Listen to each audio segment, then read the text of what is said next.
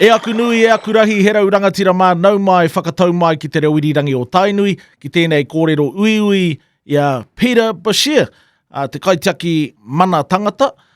Kia ora te whānau, thank you for joining us for this interview with Chief Ombudsman Peter Boshier today. We are discussing the investigation into Oranga Tamariki, some of the findings and also some of the recommendations. And it's an honour and pleasure to have you here today, Peter. Kia ora. Look, welcome to Radio Tainui. Before we actually get into this kōrero about Oranga Tamariki and the investigation, we'll just get you to share a little bit about yourself. Be very happy to. I tipu mai ahau ki Turanganui a Kiwa.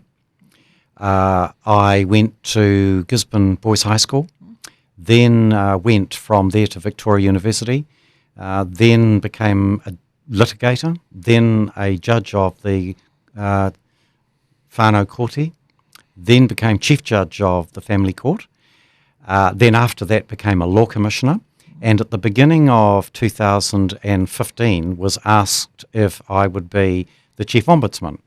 And that process takes a long time. Do you want me to tell you a little bit about how you become an ombudsman? That's actually one of the things that I've been sort of thinking about was how does that actually happen? Like, what's the process and what is the role of an ombudsman? Yeah.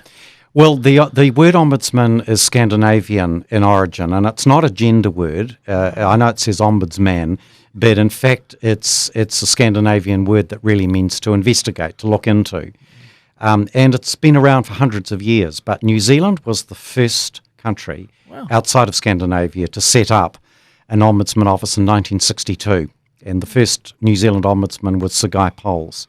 So I follow in a long line of pretty famous people. It's a real honour to do this job. The Parliament decides who the ombudsman should be, not the government of the day. So you're selected by all parties to Parliament, everyone. Everyone's got to agree. Then there's the heady process of a notice of motion in the House of Representatives. There's a short debate. If you are agreed to, that happens. And then you get sworn in by the Speaker and you start work. So I'm answerable to the whole Parliament, not the government of the day. Wow, that's very interesting, and I thank you very much for clearing that up for us, because I think there's probably a lot of people listening right now who are thinking, man, what actually is an ombudsman, and what is the key role of the ombudsman? Yeah. Well, we've got a number of roles, and for some of your listeners, some of those will be quite interesting, more interesting than others. So I'll give you some quickies about the work that we do. Cool. First of all, the Ombudsman Act. That means that we can look into decisions that often government agencies have made. Sometimes those decisions are unreasonable. They might be to do with benefits. They might be to do with health treatment. Some people complain about a raw deal they get from schools. And we can look into and ask that those decisions be redone if we don't think they're up to it. Then we have official information. That's a different act called the OIA, and that's when often people want to know what information is around about something. So there's that. Then we have this thing called the Crimes of Torture Act. It sounds pretty awful, but that gives us power to inspect prisons, mental health units, and more recently rest homes. And that's a really important part of our work. So we do a lot of prison reports. I'll give you an example. Recently, we went up to Ngāwhā prison in the far north. It was meant to be a prison that set a new relationship between Māori and the state. And we found in our report that that prison was not working in a way that the partnership should have worked and wasn't working in a way promised to Māori. And we said so. Then we also monitor the United Nations Convention on the Rights of People with Disabilities. And increasingly, we're looking out for people who can't speak up for themselves. Then finally, we do local government. We are responsible for overseeing how local government works, and we do a lot of inspections and reports on the operation of local government. So we've got a staff of 140. Main office is in Whanganui-a-Tara, but also Ōtautahi and Tamaki Makaurau. Wow, that is a pretty comprehensive role, all right? And you cover many things. But what I'm actually getting from what you shared about that role is that you're really monitoring and investigating into the work that the government does through their agencies and through the different institutions in our communities and throughout the country. So, real crucial role. And, it's something new that I've learnt. Well, one of the former ombudsmen described it as the ombudsman comes in to shine a light. And the shining of the light means that unless you've got someone holding agencies to account, and that's what we've done recently with Oranga Tamariki, things can go wrong and can get off track. And decisions can be made about people that are unreasonable. And the role of the ombudsman is to nicely crack the whip and to say that wasn't good enough. So it's very much an agency or an organisation for the people. Our motto is fairness for all. Fairness for all. And at the moment we're particularly interested in reaching out to Māori to make fairness for all include Māori in a way which is better than it has been. Oh, thank you for sharing that. And I really get your point about serving the people. That's really, I suppose, crucial. That somebody is there to serve the people and to just to make sure things are done fairly, and also to keep an eye on the government. And I like the way you put it. To actually shine a light there, because as we know, when light gets shone in certain areas, it's hard to hide. So I acknowledge you for that. Thank you. Role and job. That's really awesome. The other thing that you touched on was Oranga Tamariki and the investigation. I just want to go back to April 2017, and the Ministry of Children was launched and actually tasked with transforming Aotearoa's care, protection and youth justice service by 2022, that's just 2 years away now. And I'm just interested to know, how close are we to actually achieving that goal? We decided to investigate Oranga Tamariki. That's another thing that we can do. We don't just investigate because of complaints made by people. If we decide that we want to investigate something, we can do it of our own initiative. We decided after the Hastings baby uplift case involving Ngāti Kahungunu that we didn't like what we saw. Also, the government had been signalling to us that it wanted the Ombudsman to take a greater role in overseeing complaints in relation to Oranga Tamariki.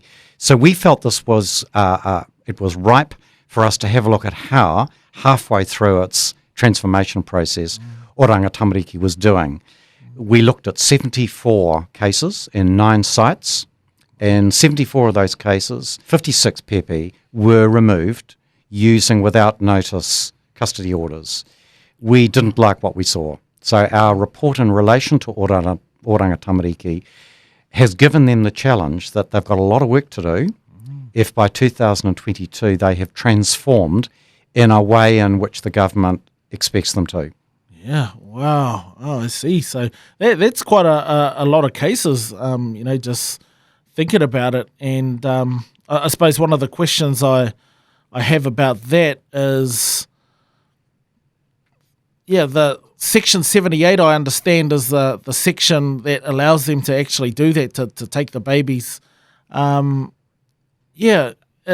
is it actually supposed to be executed? Are there things that are supposed to happen before you get to that stage? Now, this is a really good question. Yeah. And can I go right back to what was meant to be the working relationship between iwi, hapu and whānau and the state? It goes right back to what was a groundbreaking act, the Children, Young Persons and Their Families Act, 1989. And that was transformative because it took the power away from the state and away from judges like me and gave it back to iwi, hapu and whānau. So the hallmark of that was the Family Group Conference, which everyone would have heard about, the whānau hui. And it worked well for a while. And then I think we've reverted back to what things were before. And so what's meant to happen is that when it's felt that in a situation, before a child is born, say, there might be care and protection issues. There's meant to be a series of meetings, particularly with iwi providers. And one should only take the child away without notice if everything else has been tried, exhausted, and not worked. We found that routinely Oranga Tamariki was not taking those steps of discussion, engagement, talking, kōrero, looking for and finding support. It wasn't happening. Wow. And we found that instead it was using this quite coercive ability to take a child with a warrant without notice as a matter of routine. And that's what our heavy criticism has been. We've been fairly direct that we didn't like what we saw. You know, the tools and policies are there, mostly. They are there, and if only Oranga Tamariki paid attention to them and put them into effect as they once did, I don't think we'd be in the predicament we're in now. You know, a lot of this is not brain science. It is courtesy, it is respect and dignity. That's what it's about. And we always envisaged that this would be a relationship between iwi in particular and the state. We were meant to be doing this work together. So our recommendations, and there are 32, all of them accepted by Oranga Tamariki, but it really boils down to just a couple of essential points. Engage, talk, discuss, use, absorb the culture that's available, use what the culture provides as a dispute resolution method. Only act coercively if you have no other choice. Don't do it in a situation where you could have done it in a more dignified fashion. So a lot of our recommendations are built around process. And we also said, and you'll know this from the Hastings case, the process at the time of uplifting was pretty excruciating. There was a scene in the hospital with the uplift, very traumatic for the whānau and those working in the hospital. The baby in the middle of all of this. So in our report, we've spent a lot of time talking about before transfer of care, if it has to happen, preparing parents for that, and afterwards what should happen. The only other thing I just want to focus on for 30 seconds is people with disabilities. So a good 20% of those whānau who were involved in the 74 cases we looked at had a disability. And we found that Oranga Tamariki was not geared up to understand what disabilities really mean in practice, how you deal with them. We actually went as far as saying that people with disabilities who have rights under the convention were having those rights breached under Articles 5 and 23. So really, Oranga Tamariki's got a lot of work to do. Yeah, thank you very much for sharing that.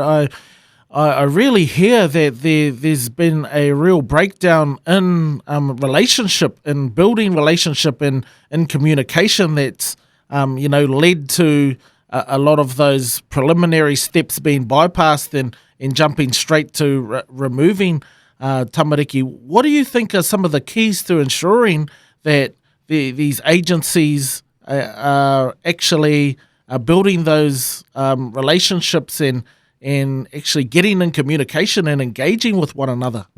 Well, two things I can say. One is that we found in sites where there were kairaranga, weavers of whānau relationships, and where the kairaranga are accepted by the site as being important, useful, and with status, we found that the site worked better. The relationship between Māori and Oranga Tamariki was better.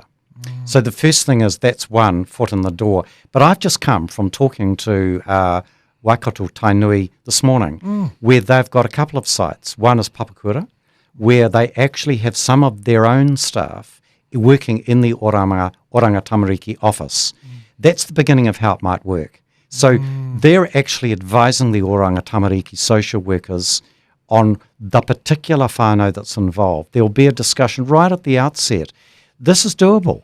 This, if we have a will to make this work, there are living examples right now of it working. And I was in Ngaitahu about 3 weeks ago. The same examples of them on the ground working with whānau who they know need help and doing it right from the outset. So it's very much a matter of just reaching out. It's very te ao Māori the way this can and should happen. One of the things that I have noticed over the years, and things that several articles I've come across, and just sort of starting to see happening in different places around the world, are babies and children being removed in other countries, Canada, the United States. I know in Australia, I lived in Australia for a while, and why do you think this is happening in different countries to Indigenous people? That's complicated. Complicated from the point of view that you can describe a lot of Indigenous people as being disadvantaged because of the way colonisation has occurred. And if you look, for instance, at the United States and the way in which Indians were pretty put into second place by those settling the country, pretty much the same in Canada, although I'll say less so. Australia, we'll know about the hidden generation and the graphic things that have happened in Australia and which have been well described and apologised for. Our country's unique. I think we have an opportunity that others don't have. And our opportunity is we are a country that now realises, because of Te Tiriti, what working with each other should mean. I think some other countries don't have the benefit of that tiriti, of that relationship. To us, and for me as the Chief Ombudsman, my relationship with Māori is crucial. It's fundamental. I think a lot of other countries don't see their Indigenous people as importantly as I do here with our Māori. And I really get how important that is to you, because I recently read that a panel of Māori advisors made up of prominent experts in rangatira have actually been established. Please tell us a bit about what their role is and who are the people actually in this advisory group. I'm happy to do that, and yet again, we're a world first. There's about 190 ombudsman offices throughout the world. Wow. Ombudsmanship's prolific all around the world. We're the only one, and I've checked this out, that's developed a panel of experts to advise on culture according to the Indigenous context. So I'm pretty pleased about that. Why have we done this? It seemed to me that I needed to know from Māori, within Māori and for Māori, what was going to be important. An example, in the Oranga Tamariki report, how could I put that out, advising on how it affected Māori without actually asking Māori and getting advice? So that's one of the reasons we formed it. It's called Puhara Mana Tangata, the platform overlooking the welfare of the people. It has on it some pretty feisty people. Dame Nada Glavich from Ngāti Whātua, Tūreiti Moxon, based here in Hamilton, Ngāti Kahununu. We have Neville Baker, who is in Wellington. We have Nahiwi Tomoana, Ngāti Kahununu. Jacob McGregor, who is based in Wellington, younger. Jacinta Grace, based in Wellington, younger. They work Te Puna Kukuri and Ministry of Health at the moment. And then in Ototahi, we have the Chief Executive, Aurihia Bennett. So that's who's on our panel. Their purpose, we meet every 3 months. I go through with them what the office is up to. I ask for advice, impacts on things. They're pretty direct about what they say to me. It's an honest, good relationship. It's working. Wow, and I can only imagine the difference that makes and will continue to make for whānau, for Māori whānau, and also for the whole country. And I mean, as you said, we're quite lucky that we've got the treaty there to really guide us in how to build our relationship and the importance of having that relationship and partnership. And I really see this as a real, living part of that treaty in the panel that you've got here. And I'm really interested to see how these recommendations are implemented and to, see the progress. How will the progress be monitored over the next 2 years with Oranga Tamariki taking on these recommendations? Right. We know that by 2022, Oranga Tamariki must have transformed. That's what the legislation requires. So they're halfway through. How are they going to do that? Well, it's a big job. We've asked them to report to us within 3 months from last week on what their management plan and project plan is to start change according to our 32 recommendations. So we will be holding them to account. That's what people will expect. What will happen at the end of this period and by 2022? Will they have done it? I don't know. There are some within Māori that don't feel that Oranga Tamariki, as it's structured, is the right way to be looking after mokopuna. At the moment, there is the Act. The future of Oranga Tamariki is in its own hands. It's got to change. It knows what it needs to do to change. We will be there looking closely to see how it's going. For my part, after lockdown, when Parliament resumed, in its wisdom and graciousness, it appointed me for a further 5 years. So I'm around for a while, and I'll be looking steadily in the direction of Oranga Tamariki.